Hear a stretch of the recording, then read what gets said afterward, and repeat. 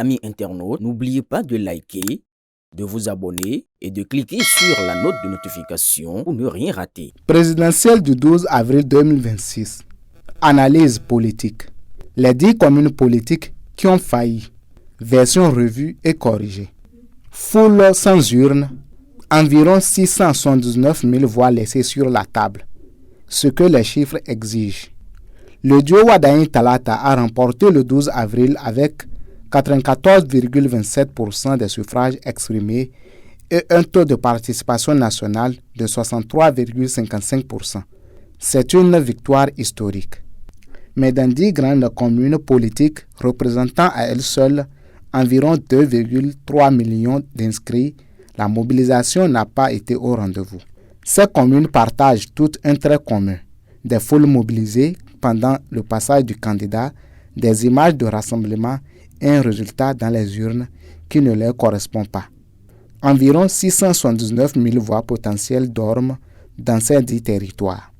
Ce bilan exige une analyse sans complaisance. L'indice qui ne ment pas, le ratio voix/barre inscrit. En politique électorale, le nombre brut de voix obtenues peut tromper. Une grande commune avec une forte population produit mécaniquement des voix, même avec une organisation défaillante. Le vrai révélateur est le ratio voix/barre inscrit. Combien de voix le candidat a-t-il obtenu pour chaque électeur inscrit sur le territoire? Cet indice synthétique fusionne participation et adhésion. Il expose les communes qui ont déçu leur potentiel. La moyenne nationale s'établit à 57,8%. C'est le seuil de référence. Toute commune politique restée en deçà a manqué à sa responsabilité électorale, quels que soient ses discours de campagne. Les 10 communes, les chiffres, le verdict. Classées du ratio le plus faible au plus élevé, voici les 10 communes politiques qui ont sous-performé le 12 avril. La colonne voix perdues mesure l'écart entre les voix obtenues et ce que chaque commune aurait produit au ratio moyen national de 57,8%. 1. Commune politique. Calavi-Godomé. Département de l'Atlantique. Ratio voix/barre inscrit. 11,4%. Participation 14%. Voix perdues estimées environ 111 000. 2. Commune politique Calavi-Godomé. Département de l'Atlantique. Ratio voix/barre inscrit 22,7%. Participation 26%. Voix perdues estimées environ 146 000. 3. Commune politique Cotonou, 15e circonscription. Département du Littoral. Ratio voix/barre inscrit 26,8%. Participation 30%. Voix perdues estimées environ 146 000. 4. Commune politique Ouida, département de l'Atlantique. Ratio voix/barre inscrit 30,4%. Participation 34%. Voix perdues estimées environ 43 000. 5. Commune politique Porto Novo, département de l'Ouémé. Ratio voix/barre inscrit 31,7%. Participation 37%. Voix perdues estimées environ 66 000. 6. Commune politique Boycon, département du Zou. Ratio voix inscrit 32,9%. Participation 38%. Voix perdues estimées environ 37 000. 7. Commune politique Kétou, département du Plateau. Ratio voix inscrit 40,3%. Participation 46%. Voix perdues estimées environ 21 000. 8. Commune politique Cotonou, 16e circonscription électorale. Département du Littoral. Ratio voix/barre inscrit 38,9%. Participation 44%. Voix perdues estimées environ 29 000. 9. Commune politique Alada. Département de l'Atlantique. Ratio voix barre inscrit 47,5%. Participation 49,6%. Voix perdues estimées environ 11 500. 10. Commune politique. S. Banikwara remplacé. Voix perdues calculées au ratio moyen national de 57,8%. Score WT du duo égale score du duo parmi les suffrages exprimés. En rouge, ratio critique inférieur à 33%. En orange, ratio grave 33 à 50%. En gris, ratio insuffisant mais modéré 50 à 57,8%. Avec un taux de participation réel égal 74,92% pour un ratio voix barre inscrit égal 111 073 divisé par 111 727 égale 64,7%, supérieur à la moyenne nationale de 57,8%. Banikwara n'a rien à se reprocher. Elle dépasse la moyenne nationale en ratio voix barre inscrit. Elle doit être retirée de la liste noire. Banikwara sort du classement dans lequel elle avait été auparavant classée. Avec les nouvelles données rectificatives, Alada passe de la 3e à la 9e place avec une contre-performance très modérée.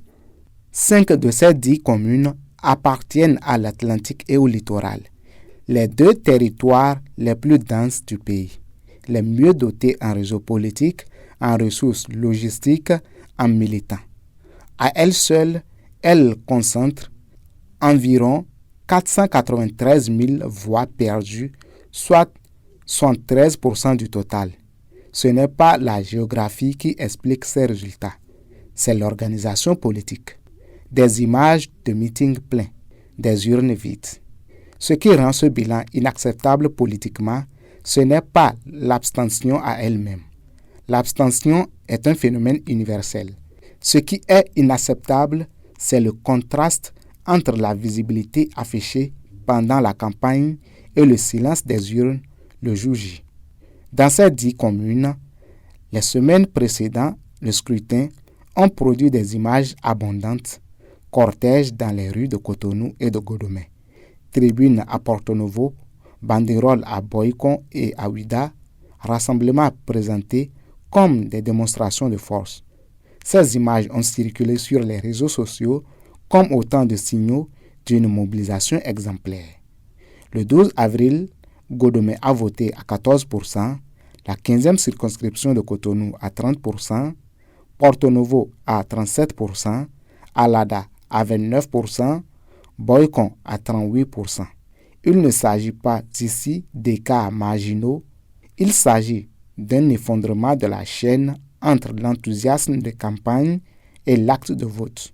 Cette chaîne a un seul maillon manquant, l'organisation bureau par bureau, quartier par quartier, qui transforme un sympathisant convaincu en électeur présent. Le meeting photographie la mobilisation, l'urne la mesure. Dans ces 10 communes, la photographie était belle, la mesure a été mauvaise. Il ne faut pas confondre communication politique et organisation électorale. L'une produit des images, l'autre produit des résultats. Ce constat n'est pas un procès d'intention contre les militants de ces communes. Leur engagement, leur présence dans les cortèges, leur sincérité ne sont pas en cause.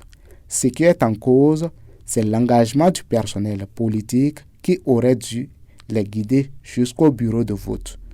L'enthousiasme sans organisation est une énergie gaspillée. C'est précisément l'énergie que les communes performantes ont su capter et convertir. Territoire par territoire, ce que chaque commune doit entendre. Abomey-Calavi, Godomé, le cas le plus criant. Godomé est la zone la plus peuplée d'Abomey-Calavi, l'une des communes les plus denses du pays. Elle abrite des centaines de milliers d'habitants, une jeunesse nombreuse, des marchés actifs, une vie de quartier intense. Le 12 avril, 14% de ces inscrits ont voté. Un inscrit sur 7, environ 111 000 voix potentielles, ont été laissées sur la table. Ce chiffre est le plus élevé de toutes les communes du pays. Il n'a pas d'explication démographique, pas d'explication politique. Le duo a recueilli 82% des suffrages exprimés. Il a une seule explication: l'absence totale d'un leadership territorial capillaire qui irrigue cet arrondissement. Calavi, hors Godomé, 26% de participation, environ 146 000 voix perdues. Ouida, 34%, environ 43 000 voix perdues. Et Alada, 49,6%, environ 11 500 voix perdues, forment avec Godomé un bloc atlantique de sous-performance qui représente à lui seul environ 200 500 voix inexploitées. L'Atlantique est le premier département du pays en nombre d'inscrits avec environ 1,4 million d'électeurs. Il se classe quatrième en nombre de voix. Ce paradoxe démographique a un nom: la non-mobilisation structurelle. Si l'Atlantique atteignait le ratio moyen national et deviendrait le premier département du Bénin en nombre de voix, dépassant le Borgou et l'Ouémé, l'enjeu est considérable. Les responsables politiques de ce département le savent. La question est de savoir quand ils décideront d'y répondre. Cotonou, 15e et 16e, la capitale qui se regarde faire. Cotonou concentre les deux circonscriptions les plus médiatisées du pays, les réseaux politiques les plus denses, les acteurs les plus visibles. La 15e circonscription, avec 470 000 inscrits, première base électorale du pays, termine à 30% de participation et au 19e rang sur 22 dans l'indice de performance. La 16e circonscription, plus modeste en taille, mais tout aussi active en communication, termine à 44%.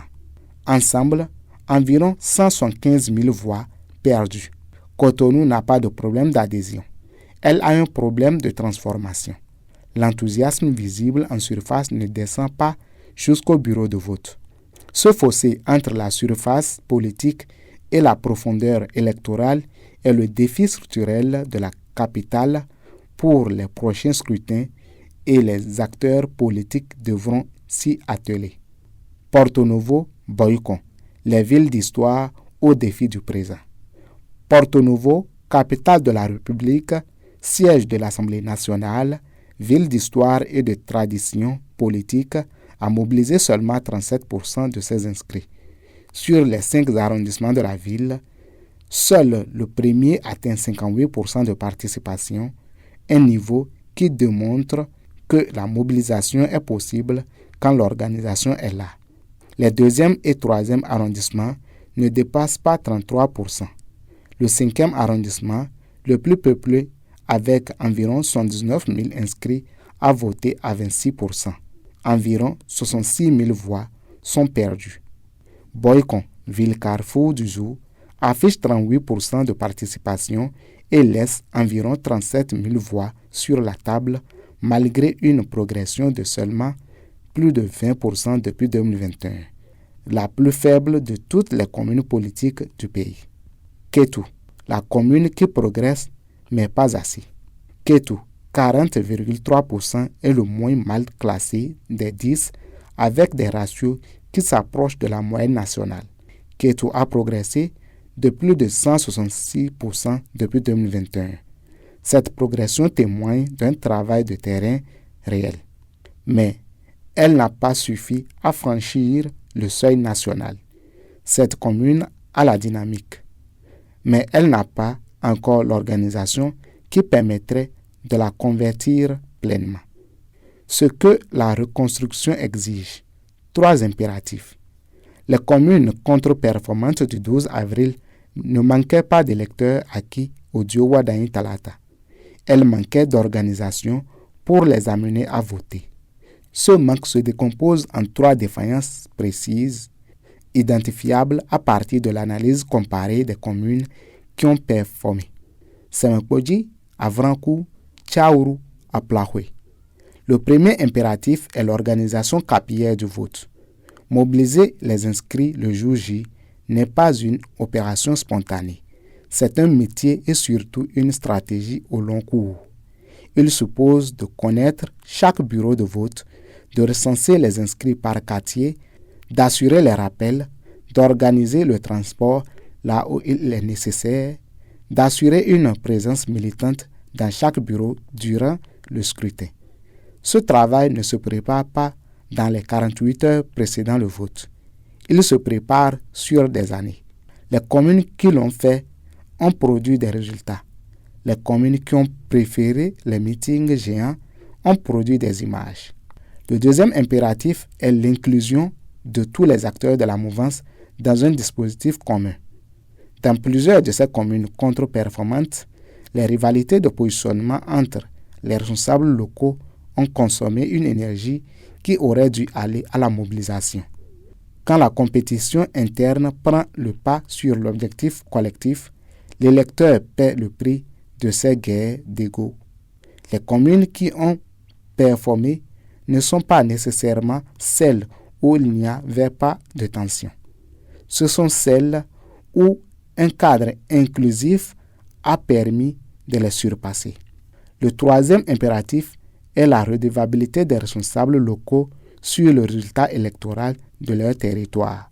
Dans les communes qui ont bien performé, chaque responsable savait que son secteur, son arrondissement, son quartier seraient évalués sur leur contribution. Cette pression légitime, productive, saine est la seule garantie que l'organisation électorale sera prise au sérieux et non réduite à un exercice de communication. Le 12 avril 2026, Romuald Wadagni et Mariam Chabi Talata ont remporté une victoire écrasante. Le message du peuple béninois a été clair, massif, incontestable. Mais dans ces 10 communes, qui représentent plus de 2 millions d'inscrits, quelque chose a failli, à l'exception de Banikwara, qui a su performer, et d'Alada, dont le retard est désormais marginal. Environ 600 000 électeurs acquis audio n'ont pas voté, concentrés principalement dans l'Atlantique et le littoral. Ils avaient la conviction. Ils n'avaient pas l'organisation pour aller jusqu'au bout. Ce bilan est une leçon. Elle vaut pour le prochain scrutin municipal, pour les élections législatives, pour chaque test électoral à venir.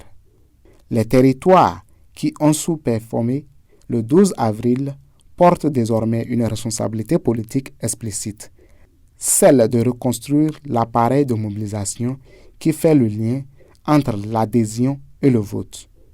Une foule à un meeting, ça se photographie. Un bulletin dans une urne, ça s'organise.